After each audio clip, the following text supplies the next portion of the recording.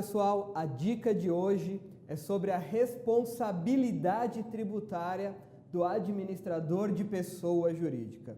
Sejam todos bem-vindos. Para quem ainda não me conhece, sou o professor Rodrigo Martins, professor de Direito Tributário aqui do Estratégia OAB, professor nos cursos de primeira e de segunda fase do exame de ordem. Vamos lá, pessoal. A responsabilidade tributária do administrador, ela está prevista, como todos sabemos, no artigo 135, inciso 3 do Código Tributário Nacional. Da seguinte forma, dá uma olhadinha aí na tela comigo. Diz o 135 que são pessoalmente responsáveis pelos créditos, lógico, tributários, correspondentes a obrigações tributárias resultantes de atos praticados com excesso de poderes ou infração de lei, contrato social ou estatutos. Nos interessa o inciso 3, os diretores, gerentes ou representantes de pessoas jurídicas de direito privado. Aqui comigo, pessoal. Essa é a chamada responsabilidade do administrador da pessoa jurídica. Peculiaridades sobre essa forma de responsabilidade. Ela ocorre quando o administrador da pessoa jurídica pratica um ato contrário aos interesses da própria pessoa jurídica. Vejam só, ele é um administrador. Ele tem o dever legal, contratual, de bem administrar a pessoa jurídica. Ele jamais pode praticar atos contrários aos interesses da pessoa jurídica. Pois bem, quando ele pratica um ato contrário aos interesses da pessoa jurídica, e como esse ato é praticado, em que consiste esse ato? Dá uma olhada na tela de novo. Quando ele pratica um ato com excesso de poderes, ou seja, ele não tinha poder para o ato, ou seja, o estatuto, o contrato social define os poderes do administrador.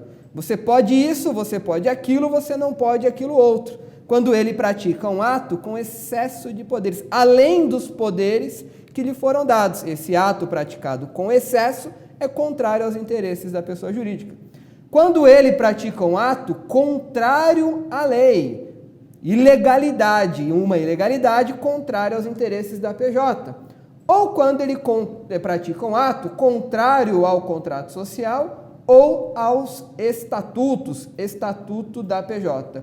No caso, se ele praticar um ato com excesso de poder, com infração de lei, com infração ao contrato social ou com infração ao estatuto, o CTN diz que ele é pessoalmente responsável pelos créditos tributários. E quem é responsável? Diretor, gerente, representante de pessoa jurídica de direito privado. Aqui comigo, pessoal. É o seguinte, então eu já sei que todas as vezes que o diretor, gerente ou representante de pessoa jurídica de direito privado, ou seja, todas as vezes que o administrador, pessoa que tem poder de decisão dentro da pessoa jurídica, todas as vezes que essa pessoa praticar um ato contrário à lei, contrário ao estatuto, contrário ao ato constitutivo, com excesso de poderes, todas as vezes que a pessoa praticar um ato nessa configuração, ela ficará responsável pelos tributos devidos pela PJ. Pois bem, peculiaridades dessa forma de responsabilidade. A responsabilidade é do sócio ou é do administrador? Pessoal, vejam bem, de acordo com 135.3, a responsabilidade é do administrador, seja ele sócio ou não. Não basta para a caracterização da responsabilidade que ele seja simplesmente sócio. A configuração, a situação, o fato de ser simplesmente sócio, sem poderes decisórios, sócio que não é administrador, essa pessoa não pode ser responsabilizada pelo tributo de acordo com o artigo 135.3. Então, tem que ser administrador sócio ou não, porque nós sabemos que o administrador pode ser um administrador sócio, o contrato social prevê que a administração será realizada por o sócio A, pelo sócio B, por ambos, ou pode ser um administrador terceiro, que nem é sócio, um administrador contratado. Pois bem, a responsabilidade é do administrador, sócio ou não. Não basta que seja sócio. A simples condição de sócio não enseja a responsabilidade. Atenção! O sócio administrador ou o administrador, para ele ser responsabilizado de acordo com o artigo 135.3, ele tem que ser contemporâneo à data do fato gerador do tributo. Nós sabemos que a administração da sociedade, ela sofre alterações no tempo. No ano de 2015, por exemplo, era um administrador, em 2016 trocou o administrador, era outro, em 2017 outro, ou seja, o administrador da pessoa jurídica, a função de administrador da pessoa jurídica está sujeita a mudanças. O administrador vai mudando ao longo do tempo. Em regra, responsabiliza-se o administrador que o era no momento da ocorrência do fato gerador.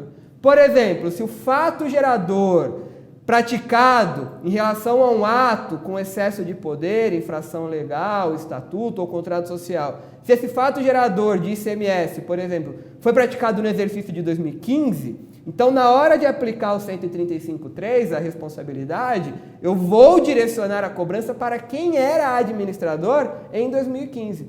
Posso direcionar a responsabilidade para uma pessoa que não era administrador naquele período da ocorrência do fato gerador? Em regra, não. Então, o administrador tem que ser administrador e ele tem que ser, em regra, contemporâneo ao fato.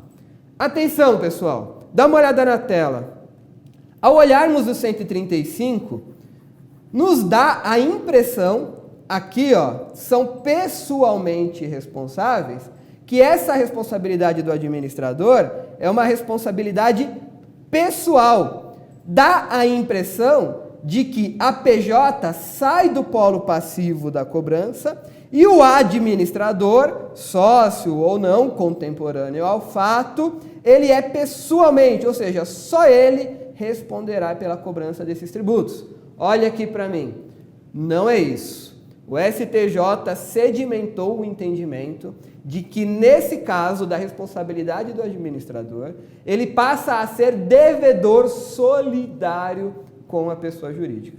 Então, na aplicação do artigo 135.3, o administrador, sócio ou não, quando pratica um ato com infração à lei, com excesso de poderes, contrário ao estatuto ou contrato social, esse administrador, sócio ou não, contemporâneo ao fato gerador, ele fica responsável pelo pagamento dos tributos devidos de forma solidária com a PJ. Ele passa a ser um devedor solidário. Então, cuidado aí, onde está escrito são pessoalmente, o STJ entende que esse pessoalmente não implica numa responsabilidade exclusiva do administrador. Então, ok? Ele passa a ser devedor solidário.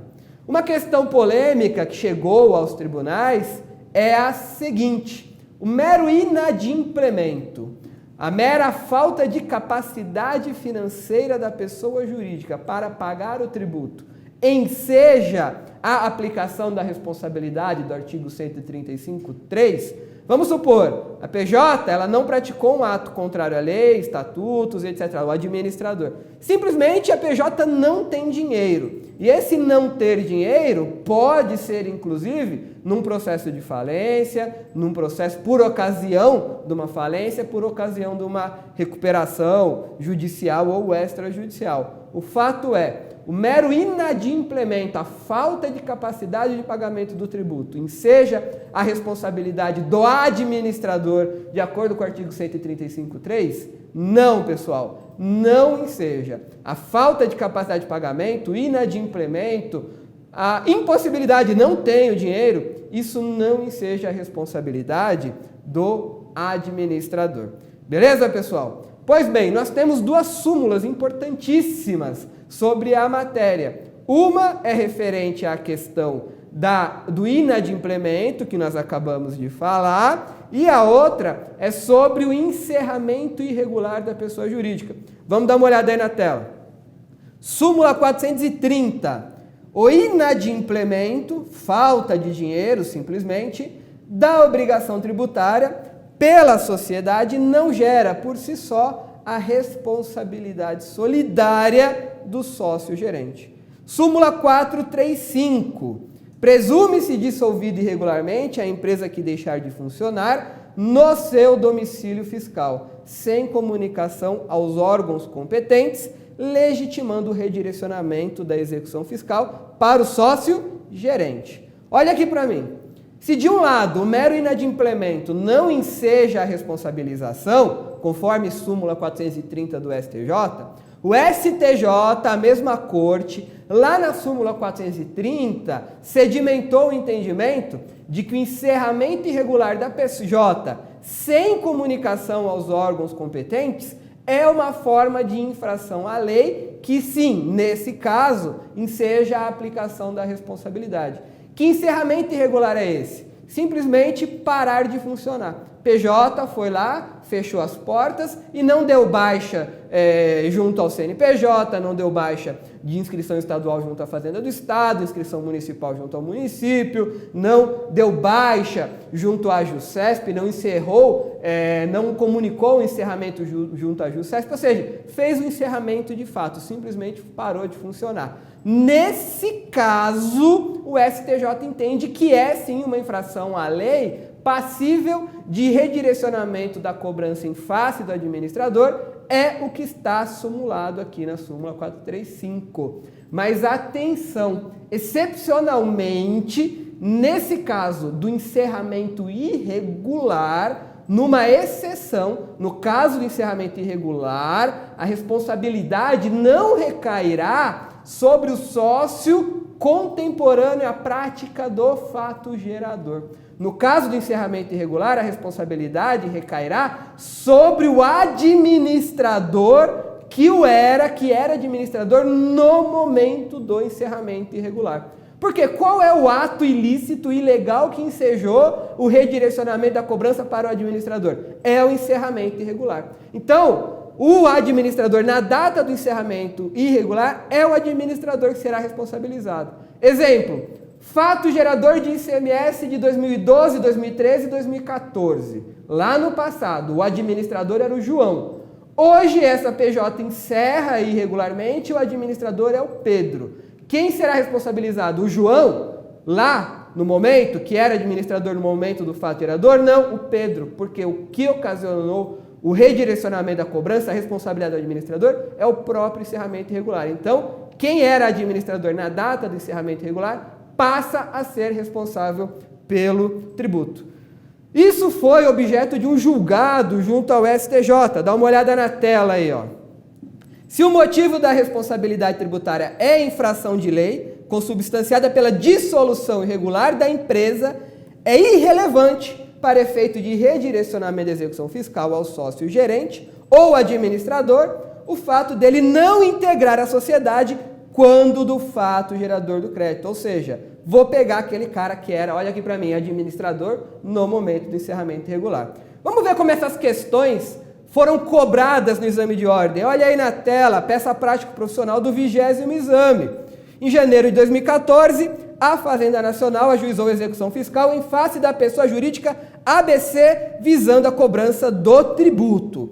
Antes mesmo da citação da contribuinte, a Fazenda Nacional requereu a inclusão no polo passivo da execução do Carlos, gerente da pessoa jurídica, olha só, Carlos, gerente, administrador, beleza.